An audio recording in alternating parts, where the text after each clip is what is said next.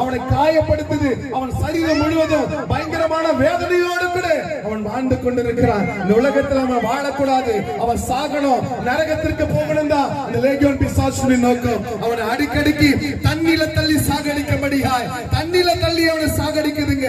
நீங்க பாருங்க, அவனை நிம்மதியா வாழக்கூடாது, அவன் சாகணும், நரகத்திற்கு போகணும், அவனை தண்ணில தள்ளி, தண்ணினா நீங்க பாக்குற மாதிரி குளம் தண்ணி இல்லைங்க, குளத்திலேயோ இல்ல கிணத்திலேயோ கடல்லையோ தள்ளி அவனை சாகடிக்கும்படியாய் பயங்கரமாய் வகை தேடியது. அந்த லேகியோன் பிசாசு அந்த மனுஷனை தண்ணில தள்ளுது, அவனுக்கு வலிப்பு வந்து ரத்தம் கட்டி சாகணும்னு பயங்கரமாய் அவனை அலங்கரித்துக் கொண்டிருக்கிறது.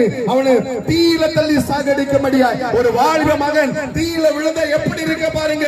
அவன் தீயில விழுந்து அவன் சாகணும், இந்த உலகத்தில் அவன் நிம்மதியாக வாழக்கூடாது, அவன் சாகணும், நரகத்திற்கு போகணும்.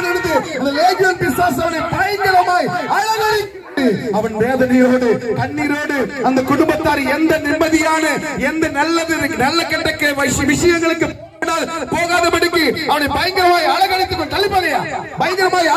கொண்டிருக்கிறது. அவன் வேதனையோடு வாழ்ந்து கொண்டிருக்கிறான். அவன் வாழக்கூடாது, அவன் சாகணும், அவன் நரகத்திற்கு போகணும். அந்த லேகியோன் பிசாசு பயங்கரமான அவனை அலங்கரித்துக் கொண்டிருக்கிறது. ஆனால் ஒரு நாள் அந்த பட்டணத்தின் வழியாக இயேசு வருகிறதை அந்த லேகியோன் பிசாசு பார்க்கிறது. பயங்கரமாய்